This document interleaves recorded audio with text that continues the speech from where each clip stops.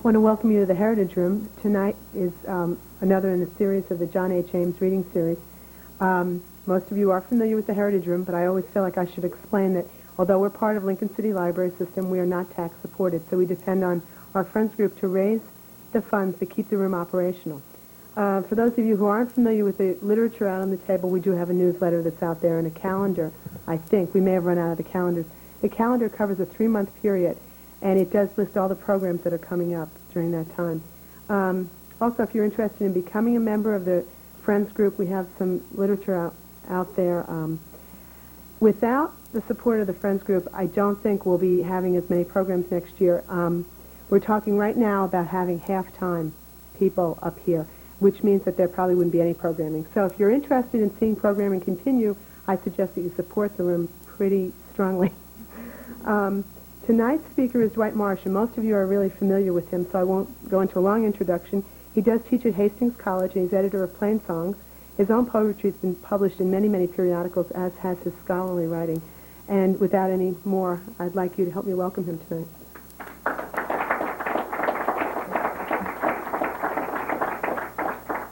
Thank you. Thank you for coming out this evening, and it's a great pleasure to be here.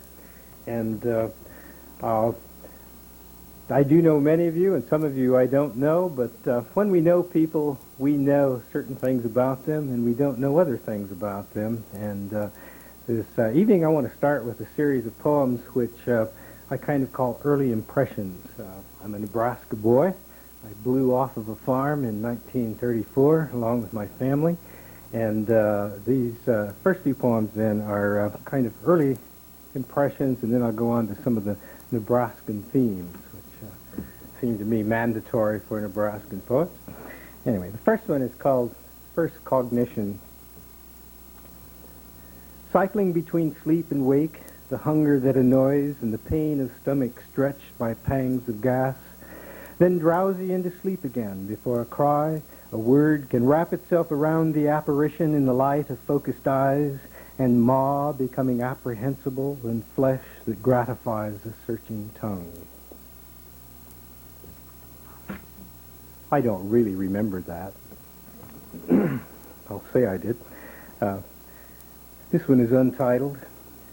Chin smudged with dust from the sill, the child at the window longing, the graying clapboards of the house unpainting in the wind-gusted rattle of grit from the dry land field of dying sunburned corn. This one is simply 1938. How thin the wire dividing town and country at the city's edge. 3 barbed strands from post to shaky post. A ditch, an unpaved street between the pasture overgrazed by Chouquette's cows for milk, and the well-worn dusty patch and the wilting crab and bluegrass of the yard, where we circled on ragged knees and marbled for keeps after Father lost the farm. Grandpa Cleel. Grandpa Cleel, at the age of 90, had worn the varnish from the armrests of golden oak, tracing water ringlets of grain, his hands gripping the carved heads of griffins, rocking, flexing the muscles of his thighs.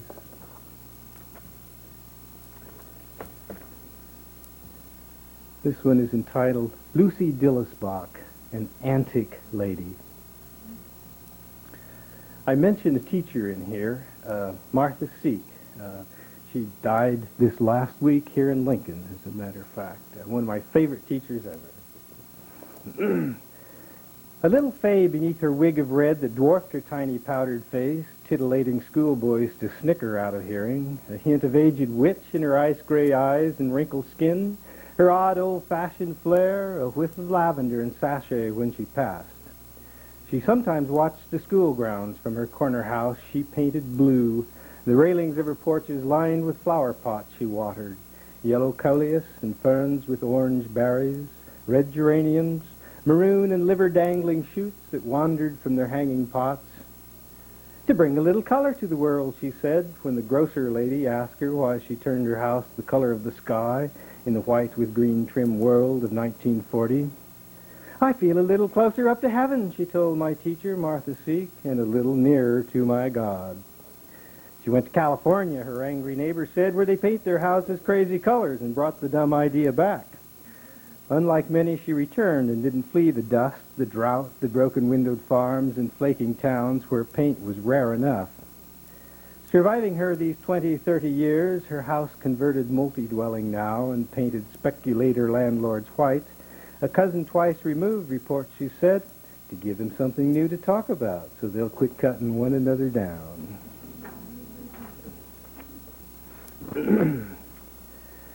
This one is called Second Street Movie Houses.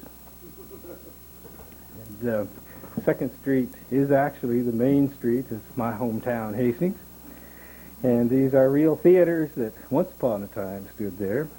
All of them closed now. But, the Strand, despite its name, was not a shore and not a street, but a Saturday matinee and silver screen shoot-'em-up where serial heroes rode and taught me spics were mean, deadly, wielding knives, Santa Anna shooting Kit Carson.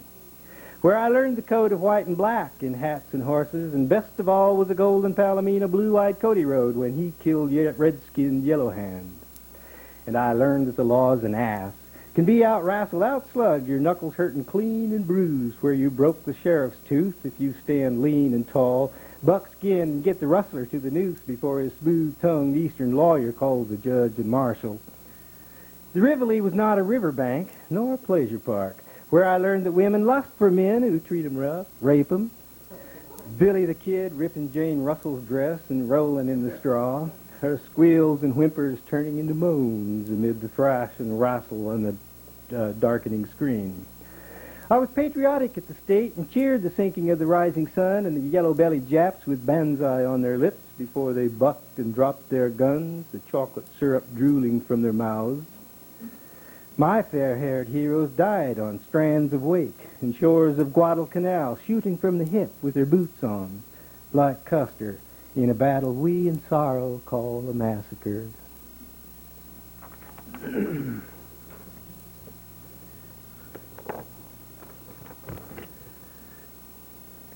This poem skips several years.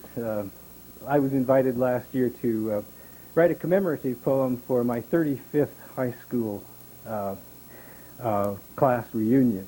And out of a class of 206, there were some 20 of us had died, and I was asked to do this poem. And I guess, to me, that's kind of quaint when they actually commission at a class reunion to have a poem written. I felt like, who is that, those 19th century poets who got commissioned to write poems, so that, but this is what came out of it. For friends we had. This is no time to grieve for loss of friends and people long or recent gone away to other states and cities, to other conditions above or below the ground. For friends and classmates' ties that never bound us close enough to hold them here in Hastings, nor in the air to breathe like us, or to feel the June day sun upon a summer tan, or taste the rush of burgundy upon our tongues, nor to encircle a cold sweat tumbler full of ice and liquid tinkling in our hands, sips that cooling numb our lips and throats. Tonight amused by caricatures at times cartoonists drew of what we used to be, the deepening of lines, rounding angles, loss of color at the lips, the shining scalp through thinning hair, the deeper embedding of knobs and bones in flesh. Not the time to sorrow over friends we haven't seen, and mostly didn't know the oddities of how or where they happened into caskets, improvisations of the death we know we all must sometime pay, in courage or despair, and day by day extemporized, suddenly taken by electrical shock or by high-speed accident surprised, or slow and painful rise to the gnaw of cancer in the blood or bowels, already far removed beyond the fragile, disconnected ties of class and school, mere cobwebs, even less, loose as air, elusive as currents of unfelt drafts, weak against the lure of steady paycheck somewhere else, career and marriage, and the far-off sunny climes where shoveling snow is unknown, ties too weak for the tug of earth on dust, the gravity which brings our bodies absolutely final to a somewhere local or distant grave. It is not fitting we should cry, although the list of dead constricts our chests, can break our breaths, though if alone and looking through an annual eye to eyes of the long-dead smiling woman who too pretended she had expectations of love and joy, of happy class reunions at age 50 with old friends can cause the tears to start.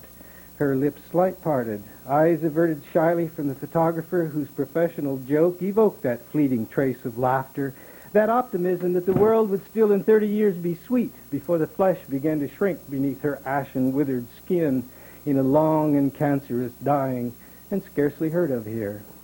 Here, years after, hard to shed the tears we might have shed in 1950, here among the discovery and happy recognitions of who each other is despite the years that stretch the fragile ties that draw us together from our separated place and far-off ways and lives, and know that we have changed beyond the surface of our skins, but see in former friends what part is still the us we used to be, the us that knew these dear departed friends estranged, who for these wistful moments join us here in memory, their faces unbedimmed by pain or knowing what to come, forewarning of the tie we have in common that absolutely binds us with them in the grave.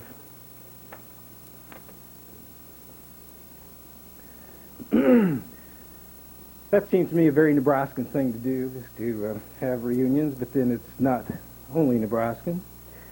Here is my version of the history of the Great Plains, that is, having lived on the Great Plains from 1932 till now with only occasional excursions out. You have a kind of impression of history as visual change, and this poem is called Plain as Process or Wave.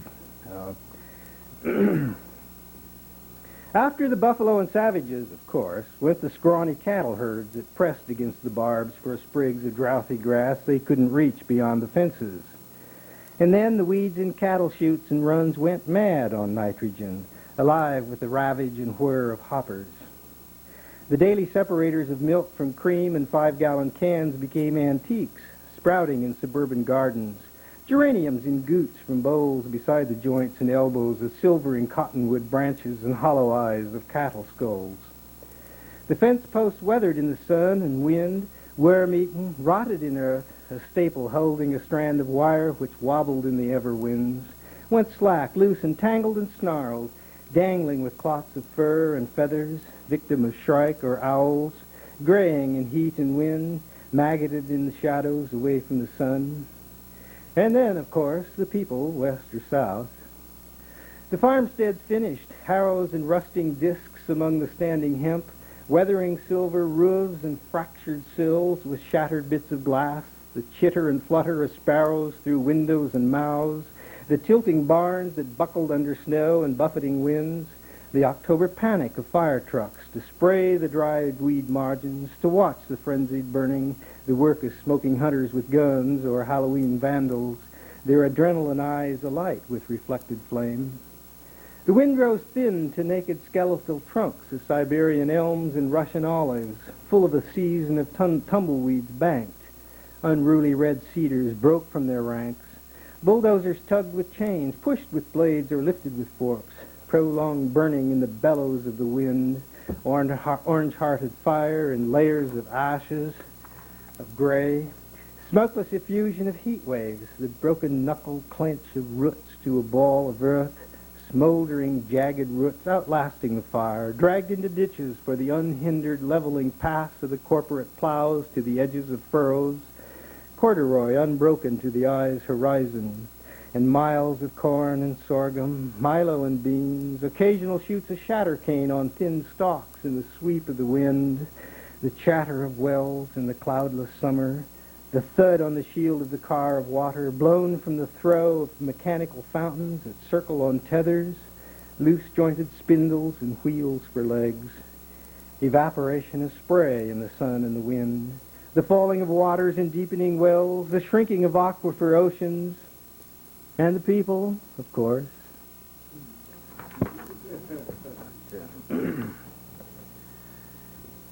Currently, I'm on a semester-long sabbatical, and I recommend the condition to everybody. I see my friend Leon Satterfield looking smug in the back row because he's on one too. But one of the projects I proposed to that was to bring together a series of poems which I've worked on all my life, I guess, ever since I first started writing some. And anyway, one of the themes I think I keep coming back to over and over is a kind of theology, which is really a theology for a skeptic and what I might call a skeptical humanist as well as a Christian skeptical humanist, if you can have such a thing. I clearly feel myself in the European tradition of Erasmus and John Milton, and I did Milton for my dissertation, and feel a great kinship for that Christian tradition. And yet I've found it very hard to be a Christian in this world, and as such I have a series of themes that keep coming back to, and they're kind of what I would say taking theological concepts and trying to make them mean something. And the book which I'm trying to bring them together in is called Looking for the Word, and that's an appropriate thing for an English teacher who digs out his dictionary. And that's the humanist scholar side of me, I think. And yet we all remember the famous pun in the book of John, in the beginning was the Word, and the Word there is taken to mean Christ. And so it is a skeptic looking for faith in the title, too. And I want to read a few poems from that collection. The first one is called Inarticulate.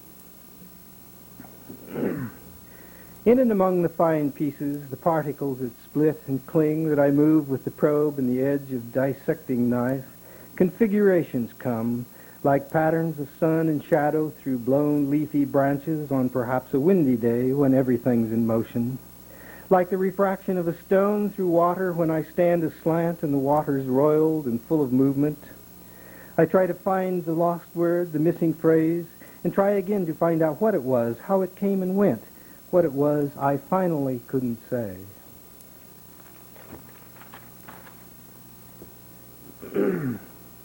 I once had a theology teacher tell me, you can get rid of all doctrines in Christianity except the incarnation and the resurrection. He said, okay, you can be a Christian if you can accept those two. And this is my poem called Incarnation. I am enough in love with flesh, with creamy skin and nipples, tawny port on breast to roll between my lips, in love with body heat to press when I naked hurry chilly into bed, and after feel her hair that lies so lightly on my shoulder and my chest. I am so much in love with flesh, I guess his spirit's envy, if omnipotence can suffer sin, and admiration, longing, choice to suffer pains of passage through a birth canal, and first into his lungs draw cold, dry air, and wail. I know how God could choose to shade his light in tissues, tendons, veins, sustain the thump and pulse of heart and blood, the seep and filter of the liver, kidneys, leakage from the mucous membranes, spasms and discharge of vesicles and glands, flesh enough to wrap his Holy Spirit in. This one is Luke's Gospel account. I have a quarrel with Luke. Luke, it seemed to me, took a beautiful story and hoked it up. And this poem explains what I think was going on in Luke's Gospel account. No one could believe that God would come into the world without the splendor of an Eastern potentate. What has God to do with taxes in Bethlehem, a housing shortage, a child too soon after wedlock? So he added singing heavenly hosts, exotic scholars bearing gifts from Persia, expert testimonials of authenticity, a virgin birth. Atop it all, a wandering star that stood above the manger. And because God, too, is an egalitarian, some shepherds straggling from a hillside, the common touch. And all that made it easier to believe.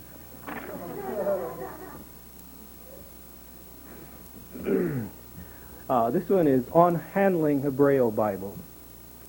What pleasures I have missed by reading only with my eyes, without my fingers as the blind, who skim with their sensitive tips these pin-pricked heavy pages along these rows of perforations, whose stipples dumbly stroke my calloused nerves, too numb, too ignorant to hear the voices of these treasured sages silenced by my nerveless fingers, master spirits speaking to the blind, who train their fingertips to hear the aged wisdom of this holy book. I close my eyes and trace a line across a page. Like eyes, do fingers move from left to right, from top to bottom on the page? From A to Z, all letters feel the same, a pleasant velvet tickle. I brush my palm across a dozen lines at once, lightly on the rounded heel, and titillate 1,000 ends of nerves and tactile feel what I have missed with eyes, how word and flesh are one in the tender fingers of the listening, knowing blind.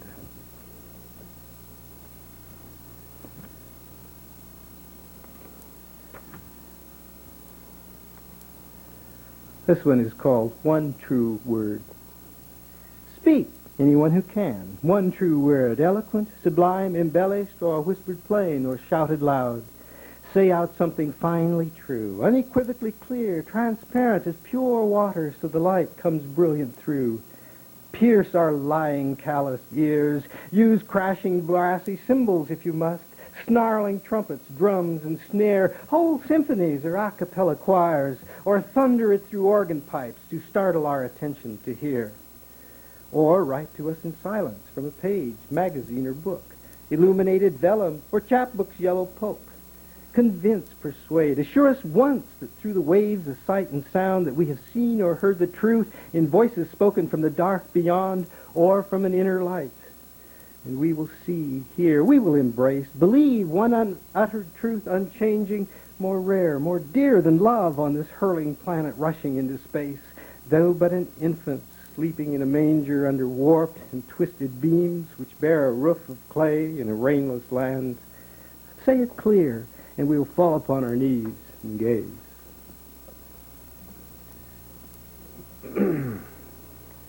This one's called Bible Class at Breakfast. O Lord, within thy kingdom came unobserved among us when and where we never had expected. It left us sitting, growing bald and gray, with shoulders hunched at table, wordless, mumbling donuts with sugar glaze, a crumb is sticking to a chin, masticating wads of doughy rolls between our artificial teeth.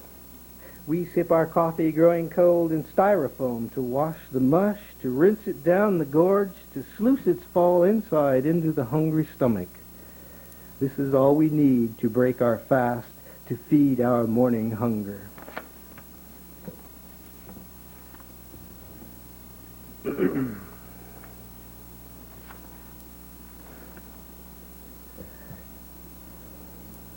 Probably all of you know the story of the adulteress who the Pharisees brought to Jesus, and whom Jesus said at the end, let those of you who are without sin cast the first stone. There's an odd little thing at the beginning of that story, which I had never noticed until just recently. And, excuse me. They brought her to Jesus where he was writing in the dust. And I assume that that's being used as a blackboard or something like that, whereby you're doing your lessons to the people. And so this poem is called Written in the Dust. Strange that the simple words, what say you, take on so much meaning here. Of all words I could write in the arid dust, interrupted in the middle of lessons, eyes selected out of many, mildly stirred to sin by carmine sensual mouth and uncovered disheveled hair, her tumbled robes revealing trembling breasts and lovely naked arms restrained by heated bully Pharisee aroused, but most by pity for her frightened weeping eyes, the sexual attraction that pity stirs, adultery and added titillation for her captors, whose anger that she chose another masks as Moses' law, and I, whom they have asked, unconsciously revealing by their choice that I should save them from the scene they claim they want.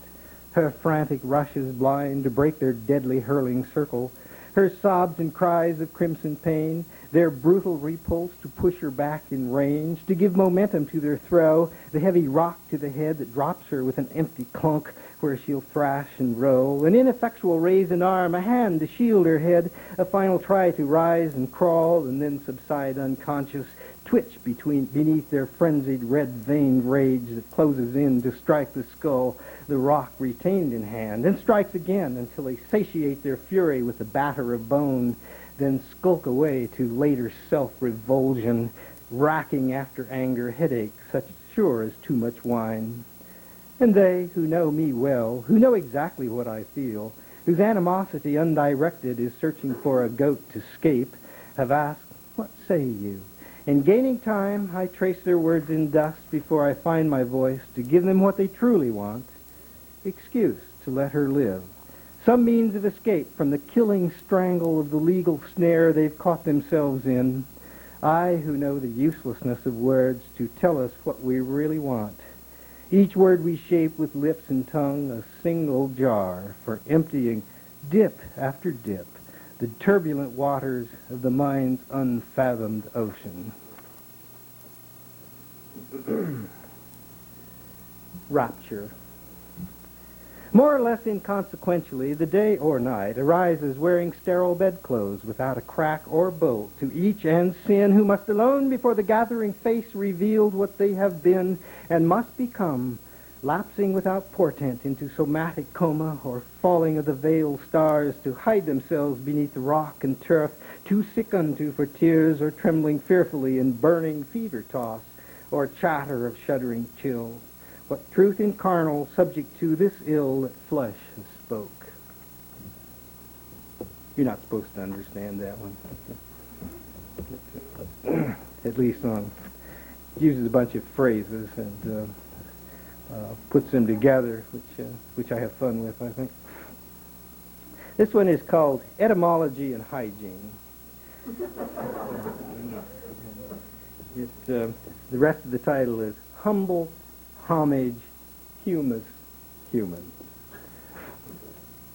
Carefully instructed as a child to wash my hands and put no finger in my mouth and keep all pointed unclean objects from my ears and every orifice for fear of injury or germs, to beware of poisons out of doors, of toadstools, scarlet-berried yew and purple nightshade, or insecticides on stolen fruit and apples, to use no common drinking cup, to touch no tongue or lip to fountain jet, nor share an all-day supper with a friend, or eat a piece of refuse from another's plate, no matter how select or rare the morsel.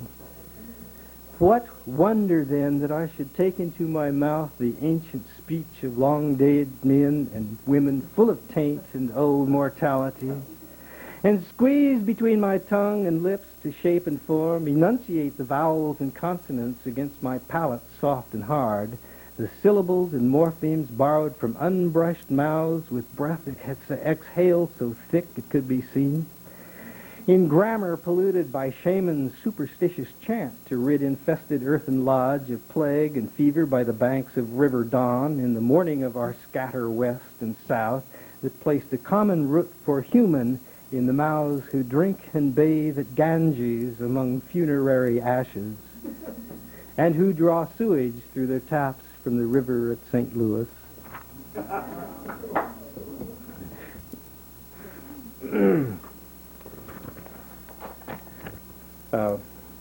This next one is called Critical Silence. Silence on our works and words is final judgment, without recourse for argument, no matter how we justify or rationalize to prove our worth, and think our judge too smug, content, or mind reposed, and badly mannered to respond with more than shifted gaze to let us know that we are heard. Not that we expect applause or praise, but converse is a thing to be desired, so inhumane if listeners into silence lapse, impassively remote as gods, as though we hadn't offered on our knees before an altar like a prayer our very best for approbation by hazarding our words, our very selves, and then in silence watched and smelled our incense in the empty air of groins and frets diffuse. Or in Byzantium, courter to the emperor, obsequious again, and much again myself have offered, smiling at rebuff or bored disdain, and by my smile refused to be refused, though often spurned, and hope that nothing can in yawning silence be construed, rejection deconstructed in the world, and I too sensitive besides. Though sometimes silence is devoutly to be sought amid the din and babble of the world, when ears have suffered talk show sensory collapse, so who can blame? For words, like orchestra behind a film by Hitchcock, soothes or sets our teeth on edge without our knowing why, and tensions raised by the nervous flutter and strain of violins. Or talk just filler from a newsman's mouth, his well-groomed wit and standard English modulations bridging the colored scenes of violence, of writhing flames and smoke, or the panic of fleeing people before the flailing truncheons of troops in riot, exploding canisters of tear gas among the running feet, a constant drone of vocal reassurance. We as viewers are informed and know the gravity of these events. And quickly followed by the chatter of highs and lows in cities we have never seen, or seasonal scores in exchange of losing coaches, which we listen to the way we hear the robe behind the pulpit speak, while eyes are tracing idle symmetries of antique pipes, now merely decoration, since they were silenced by an organ with a plug for the preludes that we whisper through, and postludes to cover our exits after the sermon's three-point outline, that even inattentive we can find to gauge how long before we nod our head in closing merciful prayer. A steady, if we're lucky, resonance of mellifluity, or if we're not, of folksy twanging underspeak familiar, we ignore when minds have suffered sense fatigue. Nor does the preacher want, as I pretend, response. And so reacting, shape with weariness my face into a blank presented to the speaker's eyes, and blandly shake his hand in quiet banter in the line of worshippers who smiling exit sanctuary where we shared our Sunday sleep.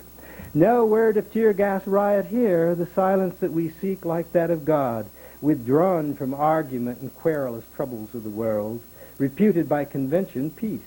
The icy silent sloth of pious eyes averted to another sphere, or closed as Buddha in his beatific introspection, a Gnostic split of soul from body that thinks the breathy word too thin, too spiritual refined to force through cartilage, membranes, and folded muscles of the larynx, or enunciated on the palate soft or hard, resounded in the hollows of the facial bones and sinal cavities where snot and mucus drip, and where the words our holy pure intentions choose are subject and ill fit to vagaries of hearers' ears and silent discourse of their inner minds, the unshared hermitage where we cannot intrude, where they can comprehend of us both words and syntax which we never spoke. And little wonder in such danger, out of caution we to silence lapse, and never utter words, and often leave our scribble over blue-lined yellow tablets still compacted in the pencil's lead, and by our silence try to earn omniscient reputation, much like God, who, once emitting his true word, withdrew into himself and left his meaning to the squibs and quills of saints, of churchly councils to construe 2,000 years, and to our own discursive inner speech, the ancient shards of Aramaic scrolls and Greek papyrus, brittle Latin vellums crumbling in ceramic jars or fading on monastic shelves.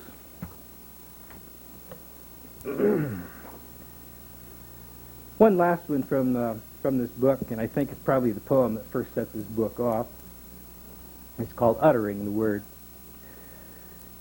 This has been set to music for choirs. Let's see, it's somebody at UNL who composed the music. What's his name? Bob? Anybody know a composer? Bedell, yes, right. It's, Uttering the Word.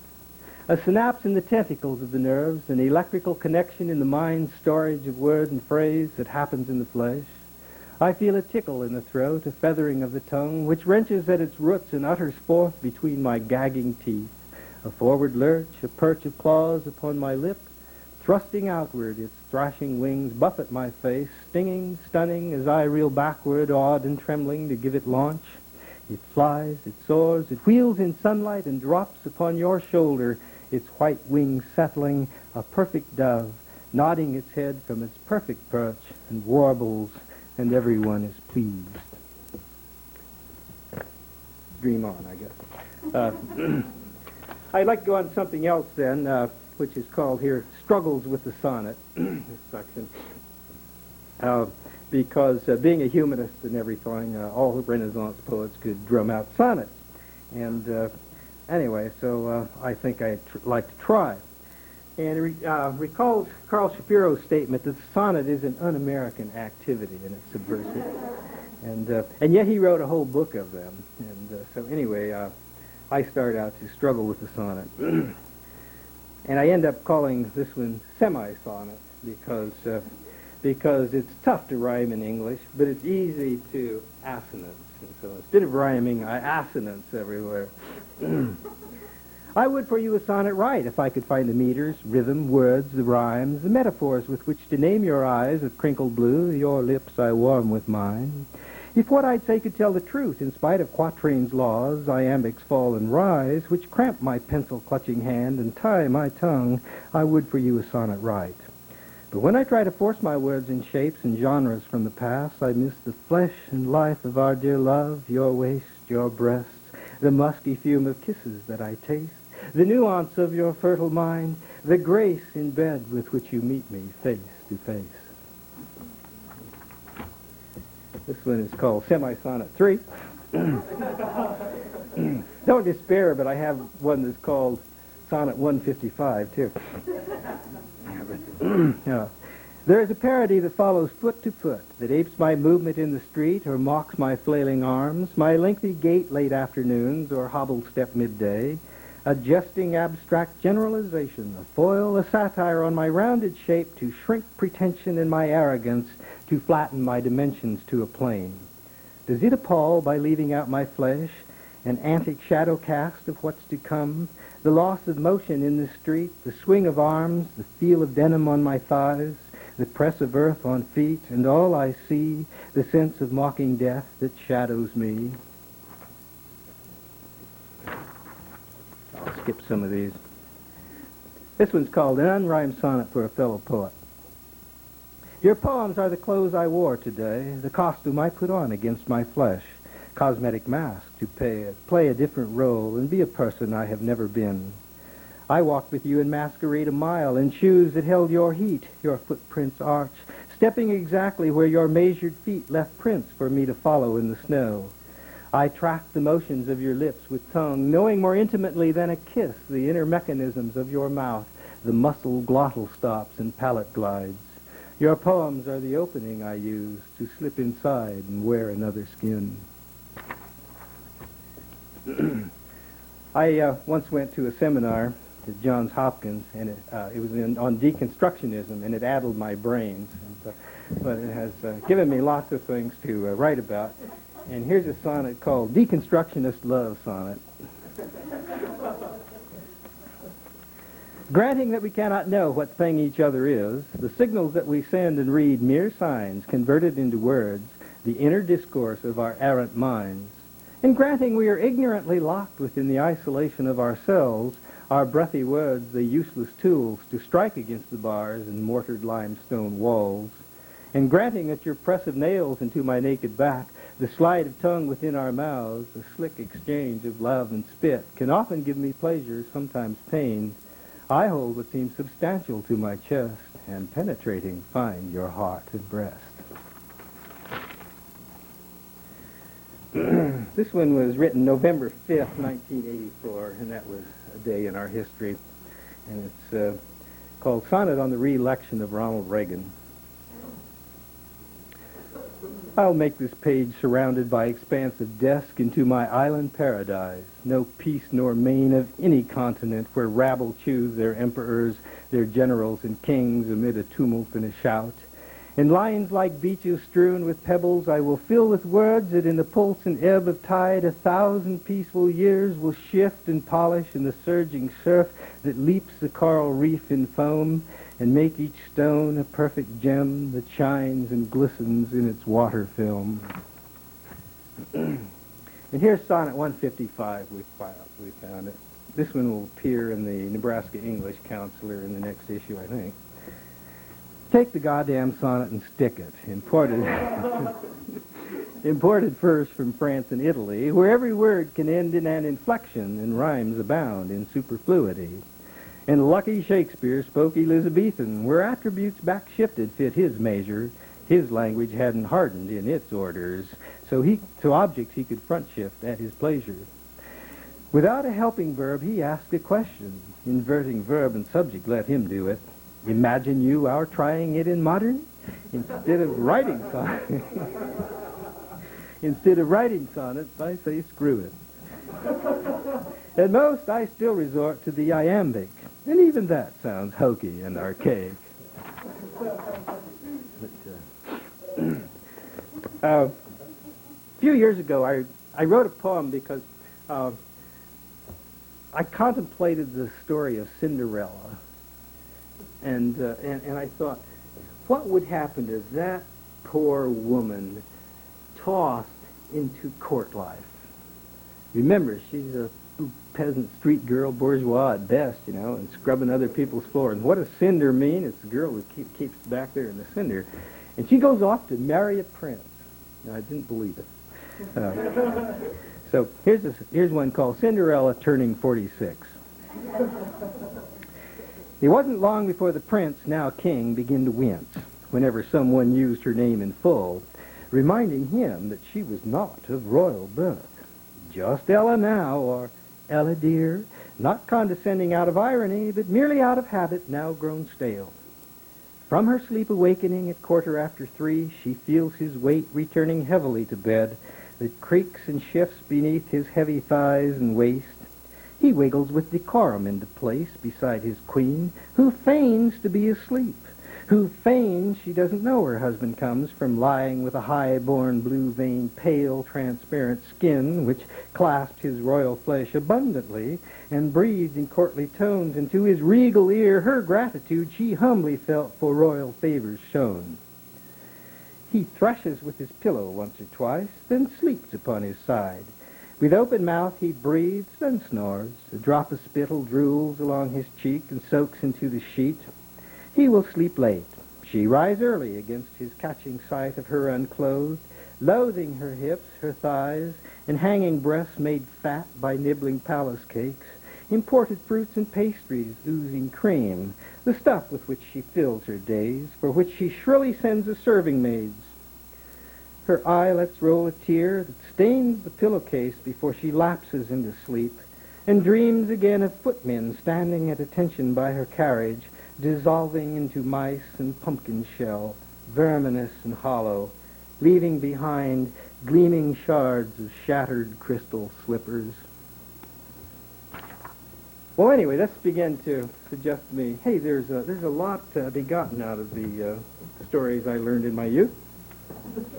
And so I've started a series, which I hope will someday be a chapbook. And I think I'm going to call it Mother Slant. That is, I'm going to take the Mother Goose stories and such rhymes. And yet I'm going to add to them slant referring to Emily Dickinson and her little bit about tell the truth but tell a slant. Or tell all the truth and tell it slant. I'm probably quoting her wrong. Anyway, here's one called Sergeant's Report. I'll let you guess what it's taking off on. It comes clear eventually, I think.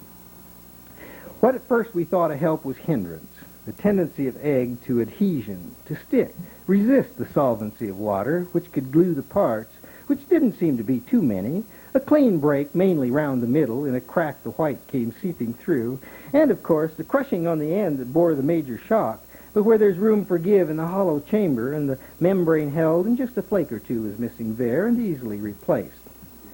But everywhere we touch the major wound with the leaking albumin, all slick and shiny, fingers stick and pull off bits and pieces, and maybe disturbing the mass inside, like separating yolks from whites to make meringue, and picking bits of shell with clumsy fingers from the side of the bowl. We could hardly get a grip on anything except it slipped or crumbled, and after seeing goots of yellow coming through, and he'd been still for much too long, we knew it all was over. And far too many men with anxious reaching hands were kneeling round, though the horsemen were leery of their hanging blades and plumes and weren't much help, and mostly rode away on useless errands with no idea who to summon, not a doctor nor a vet, of course. So we all just milled around and posted guards and shooed away the horses with their iron feet that cut the grass and slowly drifted off. And so he's lying on the sunny side, where he's slowly drying out and cooking. And the posts have word to brush the flies away and keep sensation seekers back and wait the orders of His Majesty for ultimate disposal.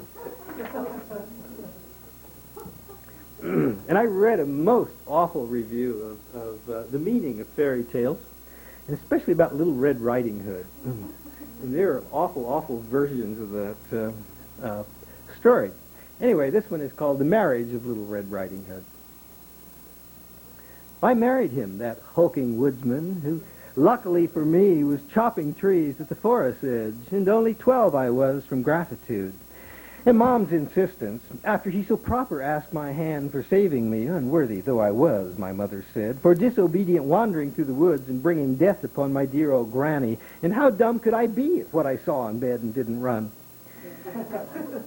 But Granny was already gone, and surely I screamed loud enough and made it through the door, and Jacques was there in time, his axe in hand, and shining sharp before it sank in bone and blood that hemorrhaged with the dying spasms of the gnashing beast, its purple lips drawn tight to show its teeth, and fangs embedded in the ridge of slavering gums. And so we bedded in the very place this happened, and fully dressed beneath a quilt by candlelight, I watched him, hairy red and newly drunk from friends with wine undressed. And he was huge and ripped my clothes and tore with pain and stained the quilt mattress, and I cried all night. And then again the next, and bit and pounded at his brutal hairy chest and cheeks until he hit me hard across the face, and curses snarling from his obscene mouth, he caught my hands in his huge fist and pinioned me beneath him on the bed and forced his way between my thighs and made me bleed and hurt again.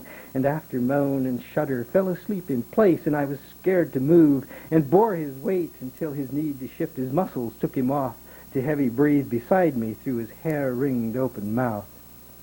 Weeping into exhausted sleep on my bloodied mattress and wet pillow, I dreamed of Granny swallowed by the wolf and passing through its dark digestion, sharp contraction and maceration of the stomach's pumping walls, constriction and bind of the narrow way of guts and bowels that blindly opened and squeezed to force me through until my axeman in the early morning woke me wanting more. You should see what I do with Bobby Shafto, but I promised myself I wouldn't read it, and I didn't bring it.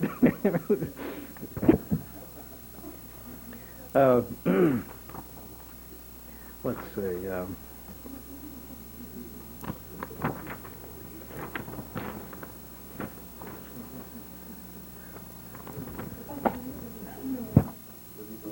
I'll skip that category, I guess.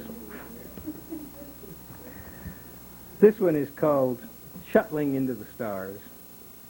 And I label this section just because they're new. Shuttling into the stars.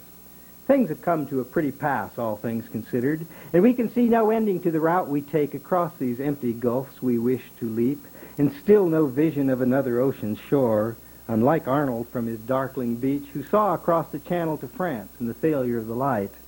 More like Columbus, who had little reason to believe that land was there, and secret wishes of his crew that they would find indeed an edge beyond where they could fall, the shortest easy way to find relief and drown the dread they all lived under.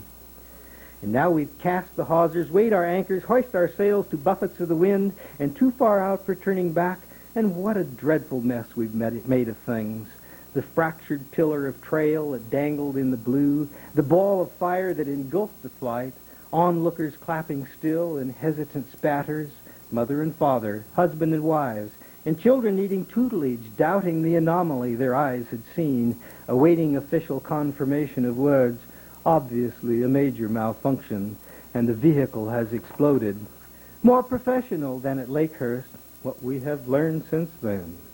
Over the airwaves, the broadcaster's unjournalistic, incoherent cries, his sobs and exclamations at the leaps of fellow men aflame from the burning Hindenburg's last flight.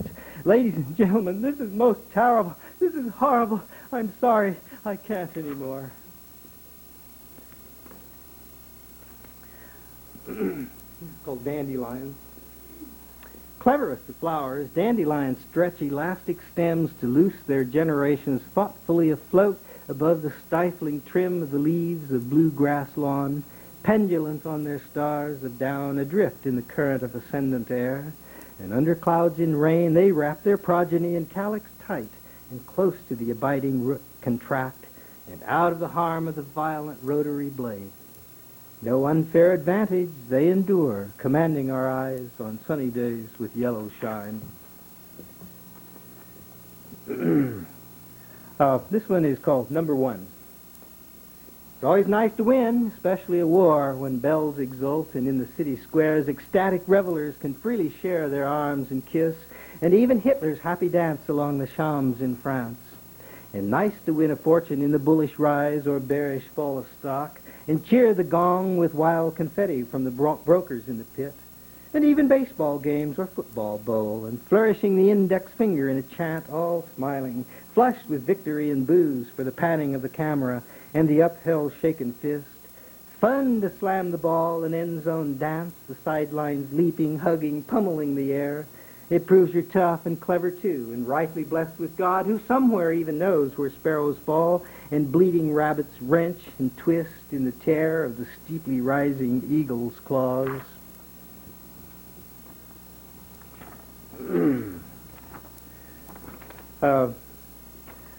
I think I'll conclude with three in a somewhat lighter vein, though even sometimes my lighter veins get kind of mean. This one's called this one's called In the Line of Fire.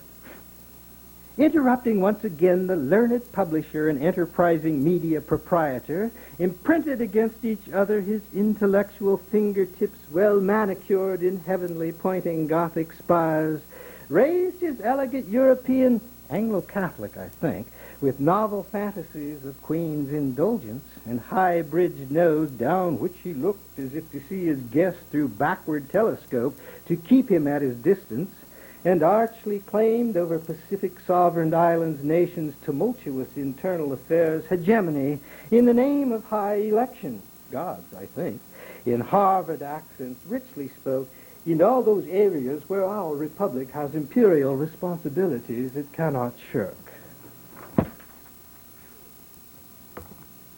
One of my pet peeves is that gentleman.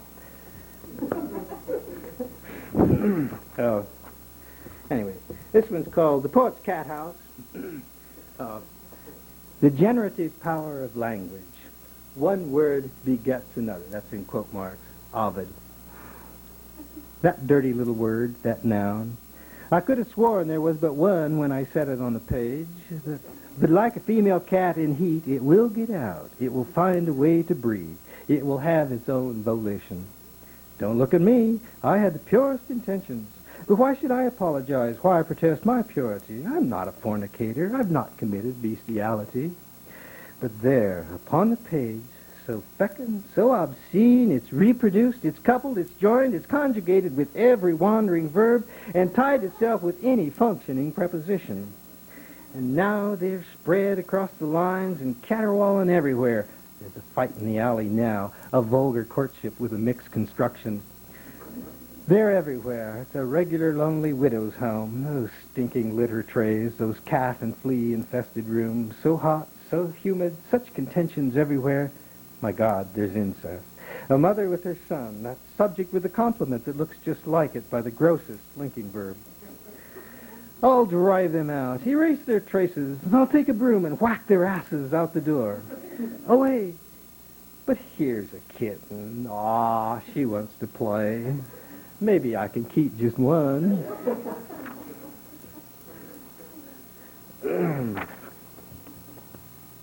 This one is called Real Men Don't Write Poems. And real is spelled R-E-E-L here. And write is spelled R-I-G-H-T, and poems is P-O-M-E-S.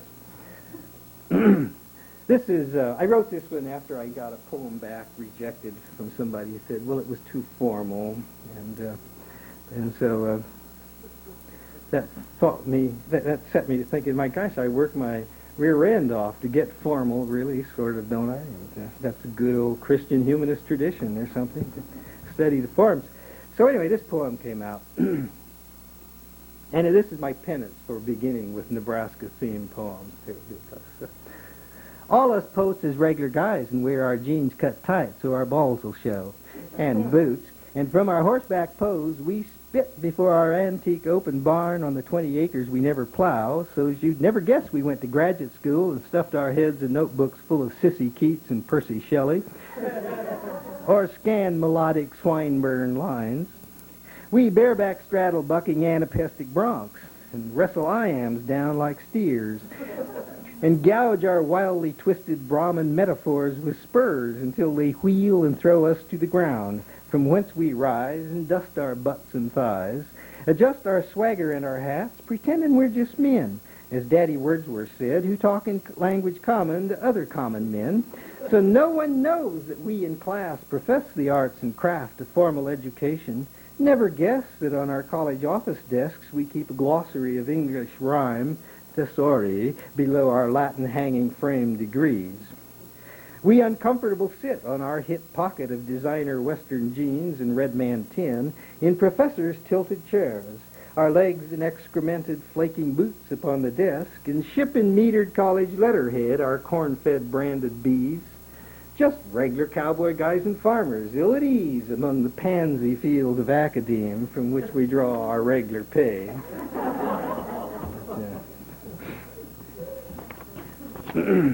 And I think I'll quit there, and I've promised myself I'd go on for an hour, and it seems to be about an hour now. So thank you very much for listening.